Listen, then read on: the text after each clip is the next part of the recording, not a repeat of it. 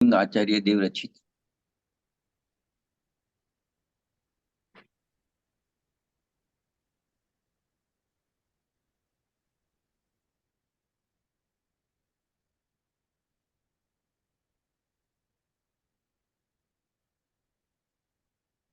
हाँ, कुन कुन आचार्य देव रचित ग्रंथाधिराज समय सार पे स्वाध्याय चल रहा है। उसमें पहला जो पूर्व रंग अधिकार है, उसमें 14वीं गाथा का थोड़ा अपने व्यू देखा था। अ, आज उसको दोबारा देख रहे, मतलब उसको आगे बढ़ाएंगे उस विषय को। 3-4 पॉइंट सिंपल है, बहुत मार्मिक है और बहुत गूढ़ रहस्य वाले है। समझो, उस टाइम भी बताया था कि 105 गाथा में तो भूमिका है। छठे समय सार शुरू हुआ तो छठवीं गाथा से 13वीं गाथा तक का जो विषय आ गया, उसमें 4 निश्चय नहीं की गाथाई, 4 व्यवहार नहीं की गाथाई, वो आठों गाथा है। उनका पूरा निचोड़े 14वीं गाथा में है। इतना इम्पोर्टेंस ये 14वीं गाथा में है। मतलब एक गाथा पूरे समय सार को समझने के लिए पर्याप्त है। ऐसी ये 14वीं गाथा है। तो उसको अपने ग्रंथ में देखेंगे, गुजराती हो गया आपके पास तो 37 नंबर है। और उसको हिंदी में देखेंगे, वो भी वही पेज है। बराबर। तो पहले अपने प्राकृत में गाथा पढ़ लेते हैं। जो पश्यति अपारम नियतम अविशेषम संतम शुद्धं वियाणि। उसको गुजराती में देखते हैं। अबद्ध स्पष्ट अनन्य आत्मने अविशेषण संयुक्त तेने शुद्ध नय तू जान जे। हिंदी में भी देख लेते हैं उसको। अबद्ध स्पष्ट अनन्य अरुजो नियत देखे आत्म को अविशेषण संयुक्त उसको शुद्ध नय तू जान जो। देखो, थोड़ा 2 मिनट में रिपीट कर लेते हैं आगे की। जो मेन पॉइंट है वो गाथा के ऊपर लिखा है, उस शुद्ध नई को गाथा सूत्र से कहते हैं। तो वहां से यहाँ ये गाथा में शुद्ध नई को कहा है और शुद्ध नई आत्मा के माध्यम से कहा, क्योंकि ऊपर तो लिखा शुद्ध नई को कहते हैं, लेकिन गाथा में जो 5 विशेषण बताए, अबद्ध स्पष्ट, अनन्य, नियत, अविशेष, अनसयुक्त, वो पांचों विशेषण वाला एक आत्मा दिखा है। तो आत्मा कहो, आत्मा की अनुभूति जानने वाला शुद्ध नहीं कहो, एक ही बात है, क्योंकि तीनों में एक आत्मा ही प्रकाश। तो ऐसे ही कहने की शैली में फर्क है। बाकी बात यह है, शुद्ध ने को कहा है ऐसे कहो कि शुद्ध ने का विषय जो आत्मा है वो कैसा है उसको बता, ऐसी बात करो। या तो शुद्ध ने की अनुभूति में क्या आता है, कैसा आत्मा आता है, वो बात कहो। तीनों एक ही बात है। एक तो ये बात हो गई। अभी अपने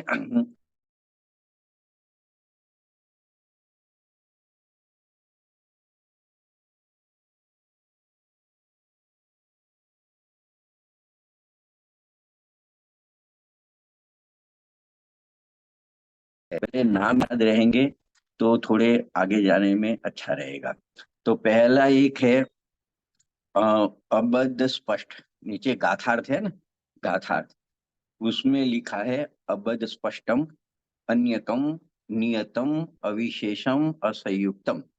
ऐसे 5, यानी अबद्ध स्पष्ट, अनन्य, नियत, अविशेष और असंयुक्त, ऐसे 5 बोल वाला एक आत्मा है। एक ही आत्मा बताना है, लेकिन 5 अलग अलग विशेषण से बताया है।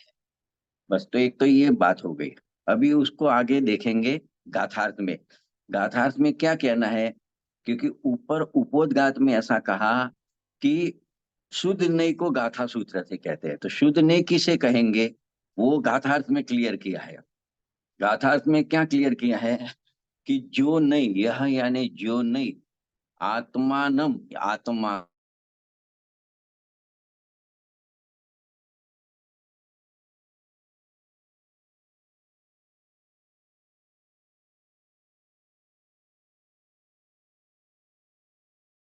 है, कोई अपने को अपनी तरीके से जान रहे कि मैं पुरुष हूँ, मैं कर्म वाला हूँ, मैं राग वाला हूँ। लेकिन ऐसे आत्मा को जानने की बात नहीं कही है। यहाँ आत्मा को देखता है, जानता है, जो नहीं, उसको उसको शुद्ध नहीं कहा जाता है। लेकिन कैसा आत्मा, तो उसको पांच विशेषण से दिखा है: अबध, स्पष्ट, अनन्य, नियत, अविशेष और असंयुक्त। ऐसे आत्मा को जो नहीं जानता है, उसे शुद्ध नहीं कहने में आता है। तो देखो अभी ये इतने में तो गाथा खत्म हो जाती है। अभी इसमें से क्या बोधपाठ लेने का, क्या समझने का आगे, तो वो भी अपने को थोड़ा ध्यान देना पड़ेगा।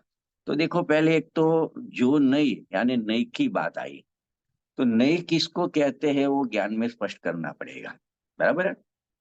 फिर शुद्ध नई की बात आई, तो शुद्ध नई किसको कहते हैं वो भी ज्ञान में स्पष्ट होना चाहिए। और अशुद्ध नई, एक बाजू शुद्ध नहीं है, तो अशुद्ध नई किसको कहते हैं वो भी ज्ञान में स्पष्ट होना चाहिए। तो देखो पहले नई क्या है वो समझ ले वे।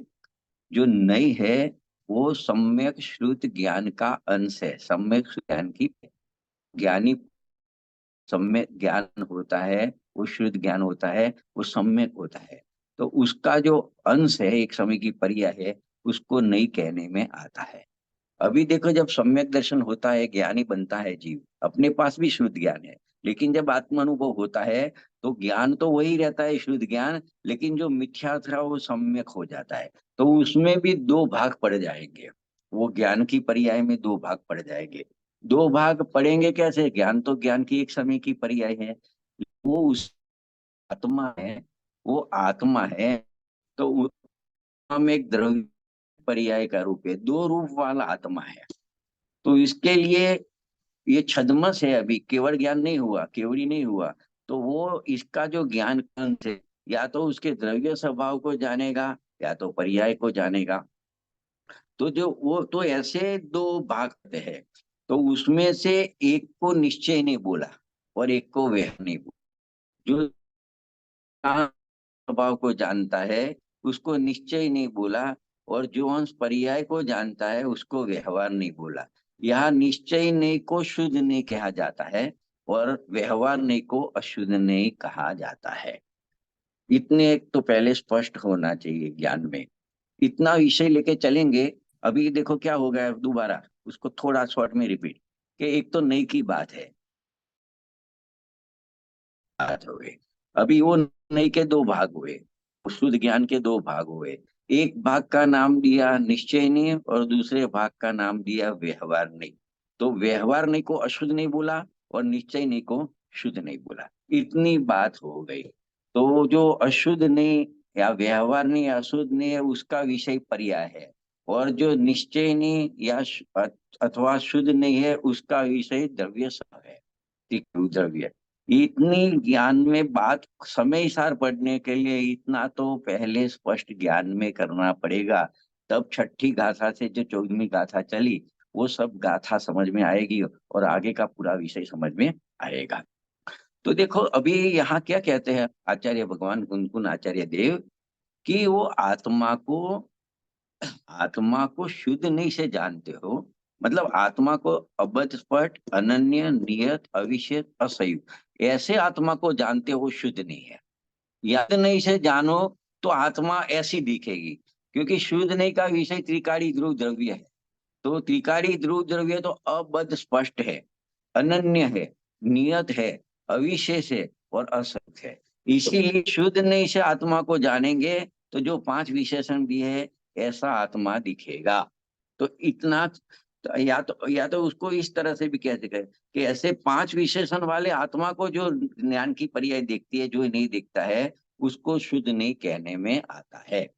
तो ऐसे आत्मा की अनुभूति करना, अबध, स्पष्ट, अनन्य, नियत, अविशेष और असंयुक्त, ऐसा जो पांच विशेषण वाला एक आत्मा है, वो एक आत्मा की ऐसी अनुभूति होती है कि आत्मा अबध, स्पष्ट है, अनन्य है, नियत है, अविशेष है, असंयुक्त है। ऐसा आत्मा है, ऐसा जब ज्ञान होता है सम्यक प्रकार से, तब उसको वो ज्ञान की पर्याय को शुद्ध नहीं कहने में आता है। इतना कहा। तो देखो अभी अशुद्ध नहीं की बात क्यों बीच में लाए, बराबर है। तो देखो, जो ज्ञानी की पर्याय में दो भाग पड़ता है, वो अपने द्रव्य स्वभाव को देखता है। तो द्रव्य स्वभाव तो ऐसा पांच विशेषण वाला दिखता है। कैसा? अबध, स्पष्ट, अनन्य, नियत, अविशेष, असंयुक्त। तो वो शुद्ध नहीं होगा। ऐसे आत्मा को देखा, ऐसे जाना है, ऐसे अनुभूति की, ऐसी श्रद्धा की, उस तरह से आत्मा की प्रसिद्धि की, उसको तो कहा शुद्ध नहीं। बराबर। अभी दूसरा भाग में क्या आएगा? ये शुद्ध ज्ञान का अंश दूसरा रहेगा, उसमें व्यवहार नहीं या अशुद्ध नहीं, इसका विषय पर्याय है। तो उसमें क्या दिखेगा ज्ञानी को? वही ज्ञानी को, वो वही ज्ञानी को उसमें दिखेगी पर्याय दिखेगी, यानी बद्ध स्पष्टपना दिखेगा, या इससे विपरीतपना। द्रव्य स्वभाव अबद्ध स्पष्ट है, तो पर्याय से आत्मा बद्ध स्पष्ट है। पांच बोल इसके लिए मैं याद करा रहा हूँ, बार बार बोल रहा हूँ। दूसरी बात, एक बात बोला मैं कि द्रव्य स्वभाव शुद्ध नहीं से देखे, द्रव्य स्वभाव को देखे, तो द्रव्य स्वभाव अबद्ध स्पष्ट है। वही अशुद्ध नहीं से देखे, पर्याय से देखो, तो आत्मा बद्ध स्पष्ट है। एक बात हो गई। दूसरे बोल में क्या बोलेंगे कि शुद्ध नहीं से आत्मा को देखो, तो आत्मा अनन्य दिखेगा, उसका द्रव्य स्वभाव अन्य अनन्य दिखेगा। और पर्याय से देखो, तो आत्मा अन्य अन्य दिखेगा, आत्मा में अन्य अन्यपना दिखेगा। दो बोल हो गए। देखो, अभी शुद्ध ने अशुद्ध ने की कंपैरिजन करते हैं। बराबर है। ये सम्यक ज्ञानी को ज्ञान की पर्याय में दो प्रकार से आत्मा दिखती है, तभी उसका शुद्ध ज्ञान प्रमाण होता है। लेकिन एक समय में एक ही विषय बनेगा, द्रव्य स्वभाव के ऊपर जाएगा उसका ज्ञान, तो वहां उसको आत्मा अबद्ध स्पष्ट दिखेगा, अनन्य दिखेगा। और ये बाजू पर्याय की तरफ जाए, ज्ञान की पर्याय झुकेगी, जिस समय उस समय वो अशुद्ध नहीं बनेगा, उसको नाम मिलेगा अशुद्ध नहीं, और उसको आत्मा बद्ध स्पष्ट और अन्य अन्य दिखेगा। ये दो बोल की चर्चा हुई। तीसरा बोल है, नियत का बोल है गाथा में। तो शुद्ध नहीं से आत्मा को देखेंगे, द्रव्य स्वभाव को देखेंगे, तो आत्मा नियत देखेगा। फिर एक एक शब्द का अर्थ भी करते हैं, नियत यानी क्या, अनन्य यानी क्या। लेकिन पहले ये दो नई के विषय और दो नई से आत्मा कैसी कैसी दिखती है, वो थोड़ा स्पष्ट ज्ञान में करना पड़ेगा। तो देखो, तीसरे बोल की चर्चा करेंगे। तो शुद्ध नहीं से आत्मा को देखेंगे, देखेगा ज्ञानी, वो शुद्ध नहीं से आत्मा आत्म द्रव्य स्वभाव को देखेगा, तो द्रव्य स्वभाव नियत दिखेगा।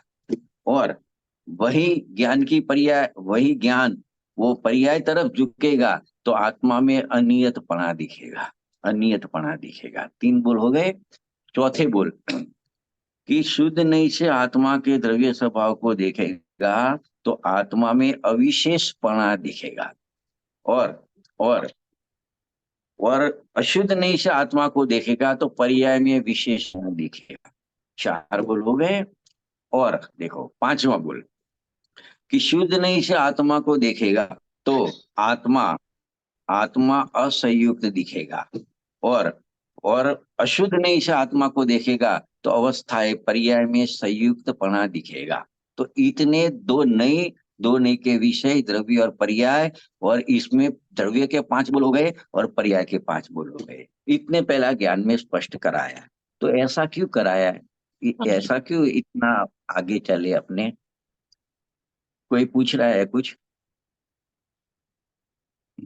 देखो, इतना याद आपको रख के चलना है, तभी आगे विषय चलेगा। तो देखो, अभी आगे क्या आएगा आप समझो कि तीर से पहले नई की बात है। नई सम्यक शुद्ध ज्ञान का अंश है। वो अंश में दो भाग पड़ गए। दो भाग कैसे पड़े? कि वो ज्ञान की पर्याय सामने आत्मा को देखती है, तो आत्मा में उसका द्रव्य स्वभाव है, पर्याय स्वभाव है, पर्याय भी है। तो हाँ, तो जब वो द्रव्य को देखेगा, तो द्रव्य कैसा दिखेगा? और वही ज्ञानी जब पर्याय की ओर झुकेगी, उसकी ज्ञान, तब वो आत्मा कैसा दिखेगा? तो दो प्रकार से पांच पांच बोल हो गए। अभी मूल बात तो अभी शुरू होती है, गाथा में से क्या सीखना है। ये तो हो गई ज्ञानी की बात, क्योंकि सम्यक शुद्ध ज्ञान के अंश है दो, शुद्ध नहीं और अशुद्ध नहीं। तो वो तो ज्ञानी ज्ञानी के ज्ञान की पर्याय है। वो आत्मा को द्रव्य स्वभाव से भी देखती है, पर्याय से भी देखती है, तभी उसका ज्ञान प्रमाण ज्ञान होता है, शुद्ध प्रमाण होता है। और दो नहीं बनते हैं ऐसे। अभी अपने को क्या फायदा हुआ इससे कि देखो, अपने को कैसा आत्मा दिखता है, शुद्ध नहीं के विषय वाला दिखता है कि अशुद्ध नहीं के विषय वाला दिखता है, वो प्रश्न लेवे उसके पहले थोड़ा भाव भाषण कर लेते हैं।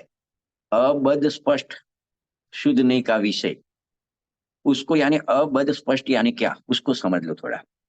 अबध स्पष्ट, अ यानी नहीं, बद्ध यानी बंद नहीं है, और स्पष्ट यानी स्पर्शा हुआ नहीं है। आत्मा बंधा हुआ नहीं है, आत्मा स्पर्शा हुआ नहीं है।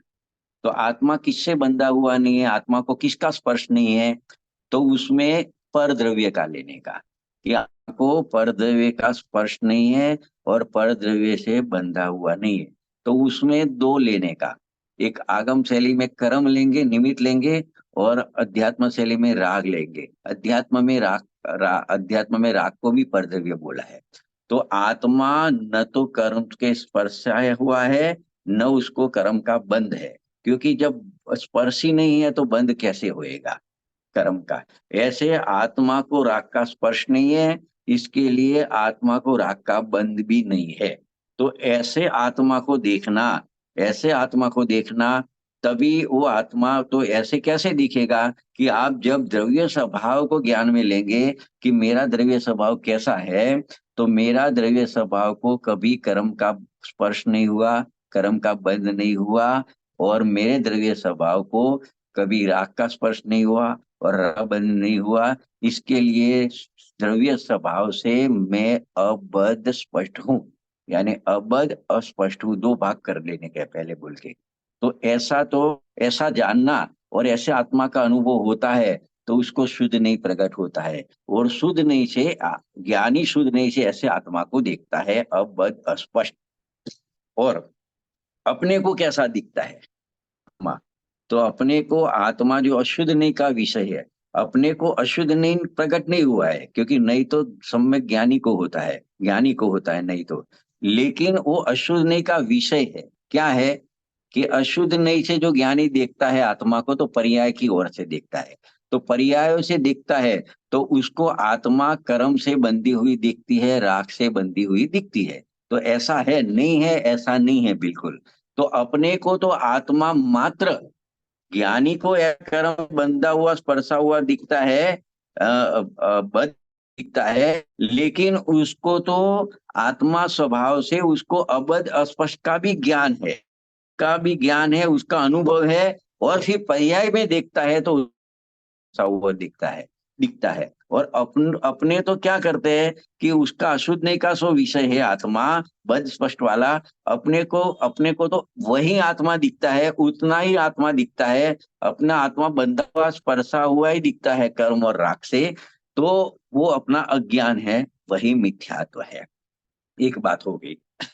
ऐसे देखे जाए तो अबद्ध स्पष्ट का अर्थ किया, और बद्ध स्पष्ट में क्या दिखता है वो बात की। अभी देखो दूसरा बोल लेंगे, अनन्य है द्रव्य स्वभाव, शुद्ध नहीं से आत्मा अनन्य बोला। और वही ज्ञानी अशुद्ध नहीं से देखता है तो अन्य अन्य दिखता है। तो अनन्य क्या है, अन्य अन्य क्या है, वो समझना है थोड़ा, बराबर। तो देखो, जब अशुद्ध नहीं से पर्याय की ओर देखते हैं, ज्ञानी देखता है, तो उसको आत्मा कैसा दिखता है। समझो महावीर भगवान को याद करो, तो वो मनुष्य की पर्याय में भी थे, पहले सिंह की पर्याय में भी थे, देव की पर्याय में भी गए। से उनको वो व्यंजन पर्याय से देखते हैं, तो उनके जो आकार बनते हैं कि देव का आकार अलग, मनुष्य का आकार अलग, तिर्यंश का आकार अलग, तो वो एक आकार नहीं है, अन्य अन्य आकार है। तो उसमें अन्य अन्यपना दिखता है। तो वो जब ज्ञानी अशुद्ध नहीं से आत्मा को देखता है, मतलब पर्यायों का अनुभव करता है, पर्यायों का ज्ञान करता है, तो उसको आत्मा अन्य अन्य दिखता है। लेकिन अपने स्वभाव से देखता है, तो स्वभाव में ऐसा अन्य अन्यपना नहीं है, वो ऐसे आकार रूप होता नहीं है। वो स्वभाव तो एक चैतन्य आकार रूपी होता है। तो जब शुद्ध नहीं से द्रव्य स्वभाव को देखता है, तो आत्मा अन्य अन्य नहीं अनन्य दिखता है। कैसा दिखता है, अनन्य दिखता है। इस शॉर्ट में दूसरा बोल हुआ। इसको समझाने के लिए बहुत दृष्टांत है और बहुत बातें आती है, लेकिन पहले शब्दों का भाव भाषण करना पड़ेगा। शॉर्ट में, अपने टाइम होता है उस हिसाब से। देखो, दो बोल हो गए, तो फिर तीसरा बोल आया।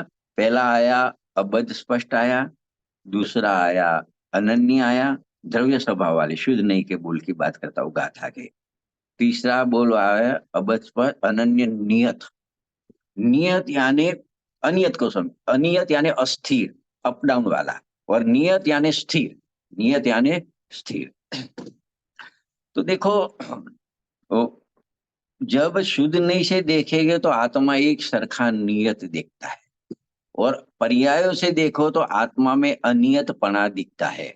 तो पर्यायों में अनियतपना, अस्थिरपना, अप डाउन क्या दिखता है? तो देखो, ज्ञान से देखो, अपने ज्ञान में देखो, तो ज्ञान की जो पर्याय है, तो कभी क्षयोक्षम बढ़ता है, कभी क्षयोक्षम घटता है। तो वो पर्याय से देखो तो उसमें अप डाउन दिखता है, उसमें अस्थिरता दिखती है, उसको अनियतपना बोलते हैं। वो अशुद्ध नहीं का विषय है। और ये बाजू शुद्ध नहीं से देखो तो आत्मा का स्वभाव जो है उसमें कोई वो तो सब पूरा है, पूरा था, पूरा है, और पूरा ही रहता है, एक शरीक है, रहता है। तो उसको नियत स्वभाव बोलते हैं। तो ऐसी तीन बोल की बात हुई। चौथा बोल है अविशेष आत्मा। शुद्ध नहीं से आत्मा को अविशेष कहा कुनकुनाचार्य देव ने। तो देखो, वो द्रव्य स्वभाव को मुख्य करके बोला है कि आत्मा अविशेष है। अविशेष यानी क्या? तो देखो, विशेष को समझो, विशेष किसको बोलते हैं? तो देखो, जो अपने ज्ञान दर्शन चारित्र ऐसे जो गुण है, तो जो गुणों का भेद किया कि आत्मा में ज्ञान है, दर्शन है, चारित्र है, तो वो विशेष विशेषपणा हो गया, वो विशेष विशेषपणा हो गया। और वो गुणों का अभेद करते हैं तो उसमें अविशेषपणा दिखता है कि आत्मा द्रव्य स्वभाव से ऐसे भेद नहीं है, गुण नहीं है, ऐसा नहीं है। गुणों तो है, अलग अलग गुण है, लेकिन अलग अलग गुणों से अभेद एक है। तो उसमें विशेषपणा नहीं दिखता है, अविशेषपणा दिखता है। तो कुनकुन आचार्य ने कहा कि शुद्ध नहीं से आत्मा को देखो तो उसका द्रव्य स्वभाव दिखेगा, तो अनंत गुणों का समूह एक है, वो अविशेष है। और अशुद्ध नहीं का विषय बनता है वो पर्याय। पर्याय यानी भेद, यहाँ लेने का भेद, तो गुण भेद को लिया है। सातवीं गाथा ही समझो, चारित्र दर्शन ज्ञान पण व्यवहार कथने ज्ञानी में चारित्र नहीं, दर्शन नहीं, नहीं ज्ञान ज्ञायक शुद्ध है। तो वो उसमें विशेष अविशेषपणा गुणों के माध्यम से समझाया। और फिर रहा असंयुक्तपणा। तो संयुक्त यानी सहित, असंयुक्त यानी रहित। तो किससे सहित और किसके रहित? तो शुद्ध नहीं से आत्मा को देखोगे तो राग और राग का दुख, उससे उससे आत्मा रहित है, मतलब असंयुक्त है। और पर्याय से देखो तो पर्याय में जितना जितना राग है उतना उतना दुख भी है, तो राग और राग के दुख से सहित है। तो यहाँ कुन आचार्य दे कहते हैं कि तू आत्मा को असंयुक्त देख, मतलब राग और राग के दुख से रहित देख। तो ऐसे पांच बोल वाला आत्मा देखा कि कैसे कुनकुन आचार्य ने आत्मा को द्रव्य स्वभाव से शुद्ध नहीं से देखने को बोला। कैसे देखने का? आत्मा अबद्ध स्पष्ट है, यानी कर्म और राग से बंधा हुआ है, नहीं है, स्पर्श उसको नहीं है। बंध, कर्म और राग का बंध, स्पर्श नहीं है, तो उसका बंध भी नहीं है। आत्मा में अन्य अन्यपना नहीं है, तो आत्मा अनन्य है। दो बात हो गई। आत्मा में अनियतपना नहीं है, आत्मा नियत है। चौथे बोल में आत्मा में विशेषपना नहीं, आत्मा अविशेष है। और पांचवा में आत्मा में राग के दुख से संयुक्तपना नहीं, आत्मा असंयुक्त है। तो तू जब आत्मा को द्रव्य स्वभाव से अबद्ध स्पष्ट अनन्य नियत अविशेष और असंयुक्त ऐसे आत्मा को दिखेगा तो तेरे को आत्मा की अनुभूति होएगी। वहीं उसको ही सम्यक दर्शन बोलेंगे, उसको सम्यक ज्ञान बोलेंगे, उसको सम्यक चारित्र बोलेंगे, उसको सम्यक दर्शन ज्ञान चारित्र की एकता रूप मोक्ष मार्ग बताएंगे। तो तेरी पर्याय में मोक्ष मार्ग की और उसके फल स्वरूप मोक्ष की प्राप्ति होएगी। इसके लिए तू अनादि से पर्यायों को देख रहा है, इसके लिए तुझे बद स्पष्ट अन्य अन्य अनियत विशेष और संयुक्त ऐसा आत्मा दिख रहा है। लेकिन तू पर्याय से देखना बंद कर और आत्मा के द्रव्य स्वभाव को पहचान ले और द्रव्य स्वभाव से देख, तो तेरू को ऐसे 5 बोल अबध स्पष्ट अनन्य नियत अविशेष असंयुक्त ऐसे आत्मा की अनुभूति होएगी। उसका नाम सम्यक दर्शन, सम्यक ज्ञान, सम्यक चारित्र, वो मोक्ष मार्ग है। तो ऐसा कुंकुन आचार्य देव ने संदेश बताया। अभी देखो, इतनी बात पहले क्लियर करके अभी एक प्रश्न मैं रखता हूँ कि अपने अपनी तरफ से प्रश्न है कि अपने को तो आत्मा कर्म और राग से बंधा हुआ दिखता है। बाहर की पर्यायों से देखो तो देव आकार, मनुष्य आकार, नारकीय नरक आकार, तिर्यंच आकार, ऐसा अन्य अन्यपना दिखता है आत्मा में।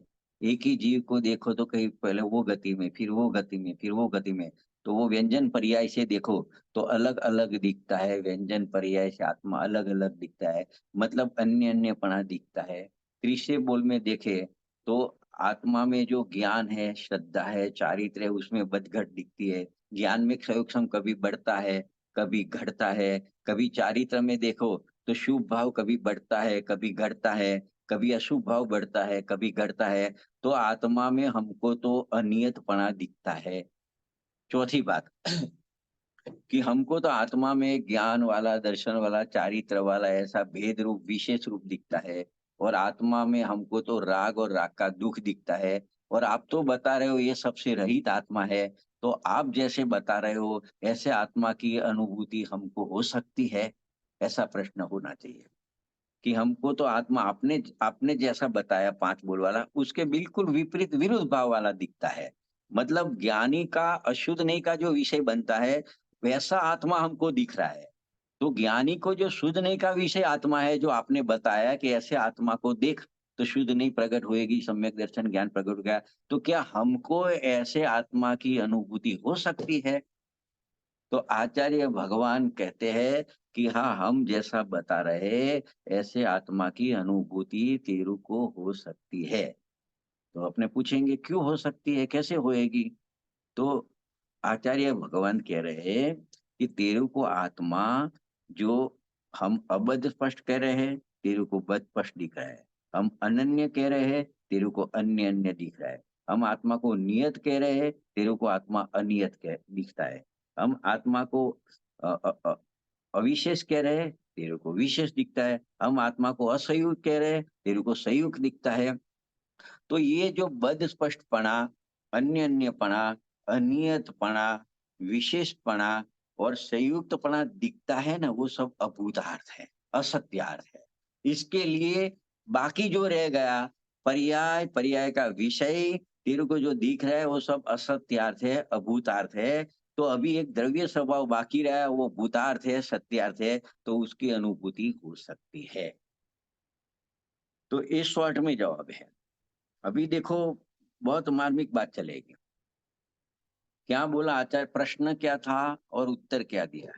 प्रश्न शिष्य का ये था कि आपने जैसे 5 भाव वाला आत्मा बताया, अबध स्पष्ट अनन्य नियत अविशेष असंयुक्त, लेकिन हमको तो आत्मा उससे विरुद्ध दिखता है। बद स्पष्ट दिखता है, अन्य अन्य दिखता है, अनियत दिखता है, विशेष दिखता है, संयुक्त दिखता है। तो क्या आपने जैसा आत्मा बताया ऐसा आत्मा की अनुभूति हमको होएगी? सीधा प्रश्न है। हमको आपके जैसा सम्यक दर्शन, सम्यक ज्ञान, सम्यक चारित्र हो सकता है?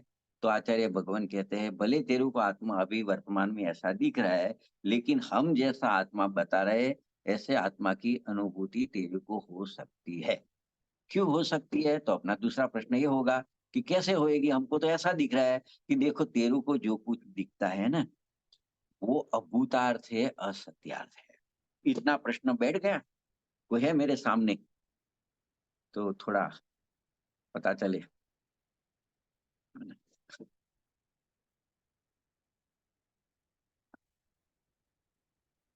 तो देखो,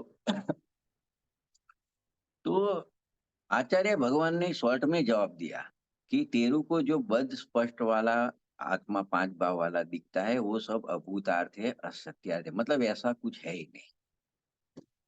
तो अभी एक और प्रश्न होना चाहिए अभी आप सबको, क्योंकि आपने पहले ऐसा बताया कि शुद्ध नहीं से तो आत्मा ऐसा दिखेगा, अबध स्पष्ट अनन्य नियत अविशेष असंयुक्त। और ज्ञानी को अशुद्ध नहीं से आत्मा बद स्पष्ट वाला दिखता है, तो फिर वो अभूतार्थ कैसे हो गया? क्योंकि देखो कि आत्मा को शुद्ध नहीं जो है, शुद्ध नहीं वो भी शुद्ध है, और अशुद्ध नहीं है वो भी शुद्ध है, वो भी शुद्ध है। अशुद्ध नहीं का विषय अशुद्ध है, मतलब बच फर्स्ट वाला देखा आत्मा तो आत्मा कर्म वाला देखा, राग वाला देखा, तो वो विषय उसका अशुद्ध है, लेकिन उसको देखने वाला अशुद्ध नहीं है, वो तो सम्यक शुद्ध ज्ञान का अंश है। तो अगर वो अंश अशुद्ध नहीं को अशुद्ध मानेंगे, तो सम्यक ज्ञान सम्यक नहीं रहेगा। इसका मतलब क्या हुआ कि अशुद्ध नहीं शुद्ध है।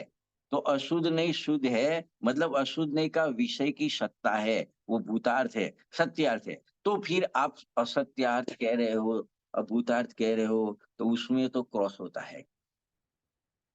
जो आप बोलोगे कि वो सब अभूतार्थ है, तो ज्ञानी को तो अशुद्ध नहीं से आत्मा दिखता है, तो ऐसा है तभी दिखता है ना। तो देखो अभी उसके लिए आचार्य भगवान थोड़े विस्तार से समझाएंगे, क्योंकि उनके ज्ञान में जो पड़ा है वो बात कर रहे हैं, वो सब खुलासा अमृतचंद्र आचार्य देव ने किया है, और जयसेन आचार्य देव ने भी किया है। कि देखो कि हम अभूतार्थ कहते हैं ना, तो वो अशुद्ध नहीं के विषय को अभूतार्थ बोला, और शुद्ध नहीं का विषय है जो अबद्ध स्पष्ट अनन्य नियत, उसको भूतार्थ बोला। लेकिन वो भी नई का अंश है, उसका विषय है, तो वो भूतार्थ भी है और अभूतार्थ भी है। क्या बोला कि शुद्ध नई का विषय है वो भूतार्थ है, वो त्रिकाल है। जो द्रव्य स्वभाव है वो त्रिकाल है, वो कभी अभूतार्थ नहीं हो सकता। लेकिन ये जो अशुद्ध नई का विषय है, मतलब पर्याय है, पर्याय में जो बंध है, पर्याय में जो कर्मों का स्पर्श है, कर्मों का बंधपना है, जो अनियतपना है, विशेषपना है, वो सब वो सब भूतार्थ भी है और अभूतार्थ भी है। तो पहले हम उसको भूतार्थ सिद्ध करेंगे, फिर उसको अभूतार्थ सिद्ध करेंगे, और जब वो अभूतार्थ हो जाएंगे तो बाकी एक त्रिकाली शुद्ध द्रव्य ही भूतार्थ रहेगा, और उसकी अनुभूति तेरू को हो जाएगी। तो अभी अभी जो तेरू को दिख रहा है, शिष्य को दिख रहा है, आत्मा बद स्पष्ट दिख रहा है, अन्य अन्य दिख रहा है, अनियत दिख रहा है, विशेष दिख रहा है, और उसको संयुक्त दिख रहा है, रागादि से कर्म से संयुक्त दिख रहा है। तो वो सब भूतार्थ भी है, और फिर भूतार्थ होते हुए भी अभूतार्थ है। और तो अभूतार्थ है वो, इसके लिए अभी तेरा त्रिकाली ध्रुव द्रव्य स्वभाव भूतार्थ है। तो उसके जो 5 भाव है अबज स्पष्ट, वे सब भूतार्थ है, और ऐसे आत्मा की तेरे को अनुभूति हो सकती है। तो अभी ऐसा प्रश्न हो सकता है कि वो भूतार्थ कैसे हो गए, बद स्पष्ट आदि भाव भूतार्थ कैसे और अभूतार्थ कैसे? तो वो समझना बहुत जरूरी है कि उसको भूतार्थ आचार्य देव ने कैसे कहा और अभूतार्थ कैसे कहा। तो देखो, ये तेरे को बद स्पष्ट आत्मा दिखता है, तो वो बद स्पष्ट दिखता है, अन्य अन्य दिखता है, अनियत दिखता है, विशेष दिखता है, संयुक्तपना दिखता है। वो तेरे को दिखता है ना, तो 5 बोल है तेरे को जो दिखता है, वो भूतार्थ भी है, अभूतार्थ भी है। तो कैसे भूतार्थ और कैसे अभूतार्थ, वो बात अपने समझ रहे हैं। तो देखो, एक बोल को थोड़े दृष्टांत सही समझेंगे, फिर सब में टाइम रहेगा नहीं, नहीं तो सबको समझ सकते हैं।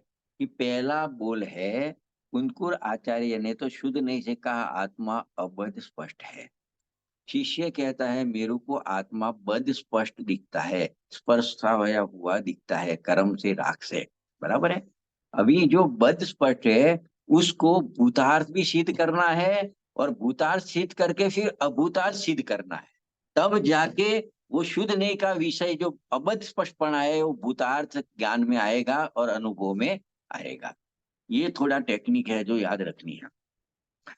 तो देखो, जैसे दृष्टांत दिया है आचार्य भगवान ने, जैसे कमली का पत्र है, जल में डूबा हुआ है, बराबर, उसको जल का स्पर्श है, जल में डूबा है तो जल का स्पर्श है। उस अवस्था से देखो, उस अवस्था से देखो, तो उसको जल का स्पर्श पड़ा है, वो भूतार्थ है, सत्यार्थ है। ये अभी दृष्टांत चल रहा है। लेकिन कमली के पत्र के स्वभाव से देखो, तो किंचित मात्र भी न स्पर्श होने योग्य ऐसे कमली के स्वभाव के समीप जाके देखो तो उसको वो जल का स्पर्श है, वो अभूतार्थ है, असत्यार्थ है। मतलब वो जल को जरा भी उसने स्पर्श किया नहीं है। तो देखो एक ही चीज, एक ही अवस्था, कमली का पत्र जब जल में डूबा हुआ है, तो ऐसी अवस्था से देखते हैं उसको, तो वो जल का स्पर्श भूतार्थ दिखता है, सत्यार्थ दिखता है। लेकिन उसी समय बाहर निकालने के बाद नहीं, जब वो जल में डूबा हुआ है, उसी समय वो कमली के पत्र के स्वभाव के समीप जाके देखो, तो वो कमली का पत्र का स्वभाव क्या है कि जड़ को किंचित मात्र भी नहीं स्पर्शित होने योग्य ऐसे कमली के पत्र का स्वभाव है।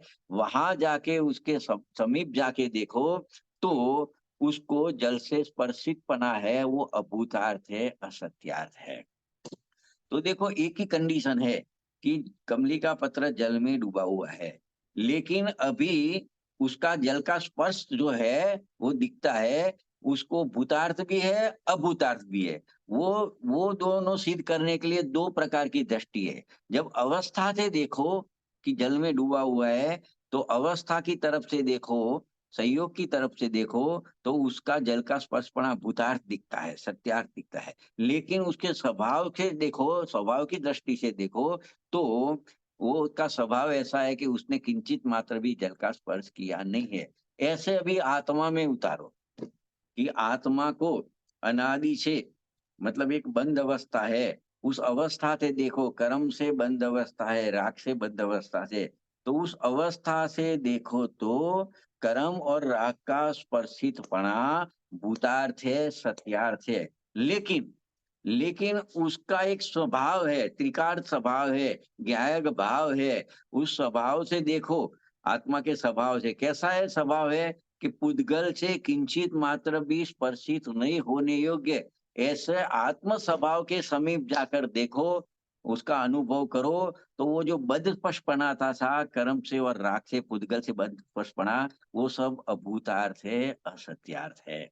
तो फिर क्या होगा, उसका मतलब आत्मा बद्ध भी नहीं है, स्पष्ट भी नहीं है। इसका मतलब ये हो गया कि आत्मा अबद्ध स्पष्ट है। इसका मतलब हो गया कि तेरो अबद्ध स्पष्ट आत्मा का अनुभव हो जाएगा। तू जब आत्म स्वभाव के समीप जाकर देखेगा, तो तेरू को अबद्ध स्पष्ट ऐसा आत्मा जो हम बता रहे हैं गाथा में, ऐसे आत्मा का अनुभव तेरू को हो जाएगा। एक बात हो गई। अभी दूसरे बोल में जाते हैं कि दूसरा बोल है, कुन-कुन आचार्य ने कहा अनन्यपणा। अनन्यपणा ने एकपणा, एकपणा। तो शिष्य कहता है साहब हमको तो आत्मा अन्य अन्य दिखता है। कैसे अन्य अन्य दिखता है कि देखो उसके आकार से देखे हम, तो मनुष्य में जाता है तो उसका आकार अलग होता है। अरे मनुष्य में, पुरुष में आकार अलग होता है, बालपने में आकार अलग होता है, स्त्री में आकार अलग होता है, और गति बदलती है, तिर्यंच में जाता है तो आकार अलग अलग दिखता है। तो आकार से माध्यम से हम आत्मा को देखते हैं, तो अलग अलग अन्य अन्य आकार वाला दिखता है। और आचार्य भगवान आप तो कह रहे हो कि आत्मा अन्य है, अन्य अन्य नहीं है, अनन्य है। तो ऐसा अनन्य आत्मा का अनुभव हमको हो सकता है, तो क्या हो सकता है? तो क्या साहब कैसे होएगा कि तेरू को जो अन्य अन्यपना दिखता है वो सब अभूतार्थ है?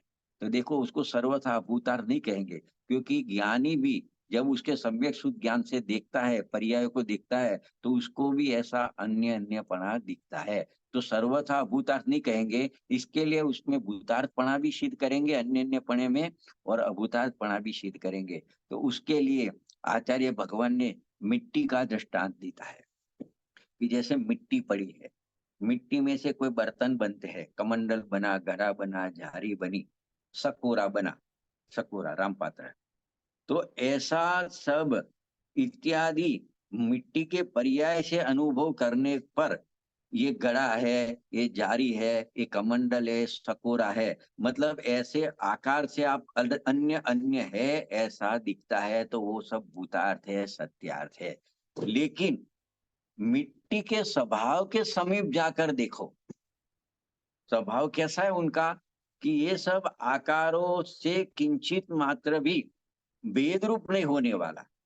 मतलब वो आकार रूप नहीं होता, वो ऐसा, मिट्टी तो मिट्टी रहती है, देखो कमंडल में देखो तो भी मिट्टी है, वो कमंडल में देखो तो भी मिट्टी है, घड़े में देखो तो भी मिट्टी है, जारी में देखो तो भी मिट्टी है। तो ऐसा ऐसा स्वभाव के नजदीक जाके उसका अनुभव करो, तो वो जो अन्य अन्यपना है, वो अभूतार्थ है, असत्यार्थ है। ये तो हुआ दृष्टांत। तो आत्मा में कैसे लगाएंगे कि आत्मा में भी उस प्रकार आत्मा का नाना आदि पर्यायों से अनुभव करने पर पर्यायों का अन्य अन्यत्वपना रूप है, अन्य अन्यपना रूप है, वो भूतार्थ है, सत्यार्थ है। फिर भी देखो आत्मा का एक स्वभाव है, वो स्वभाव के समीप जाके देखो कैसा स्वभाव है आत्मा का। सर्वत अस्खलित, सर्वत अखलित यानी सर्वतः खलित यानी कि मनुष्य आकार में गया, लेकिन वो मनुष्य रूप नहीं हो गया। मतलब वो एक चैतन्य आकार को नहीं छोड़ा उसने। वो तिर्यंश में गया तो तिर्यंश आकार नहीं हुआ, अपना चैतन्य आकार को नहीं छोड़ा, मतलब वो खलित नहीं हो गया। तो ऐसे सर्वतः अस्खलित, ऐसा स्वभाव के समीप जाके आत्मा को देखो, तो एक चैतन्य आकार दिखेगा आपको। मनुष्य आकार, नरक आकार, तिर्यंस आकार, ऐसे आकार नहीं दिखेंगे। जैसे महावीर स्वामी के जीव को सिंह की पर्याय में सम्यक दर्शन हुआ, आत्मा का अनुभव हुआ, तो उनको अपना एक चैतन्य आकार दिखता था, उसको सिंह की तिर्यंस आकार दिखता नहीं था। ऐसे पार्श्वनाथ भगवान के जीव को हाथी की पर्याय में सम्यक दर्शन हुआ, तो उस टाइम उन्होंने कैसे आत्मा का अनुभव किया? आकार से देखो तो एक चैतन्य आकार का अनुभव किया, हाथी आकार का अनुभव अपने को नहीं कहा। तो ऐसे चैतन्य आकार आत्म स्वभाव के समीप जाके देखो, तो वो अन्य अन्यपना अभूतार्थ है, असत्यार्थ है। तो वो अभूतार्थ होने से एक अनन्यपना ही भूतार्थ हो गया। तो ये अनन्यपना का अनुभव तेरे को हो सकता है। तो ऐसे दो बोल हो गए। अभी देखो तीसरे बोल लेते हैं, शॉर्ट शॉर्ट में ले रहे हैं कि देखो तीसरा बोल है, तीसरा बोल है आत्मा नियत स्वभाव वाला है, नहीं बदलावे ऐसा, एक स्थिर नित्य स्थिर निश्चल रहे ऐसा। नियत यानी नित्य स्थिर निश्चल, ऐसा आत्मा का स्वभाव है।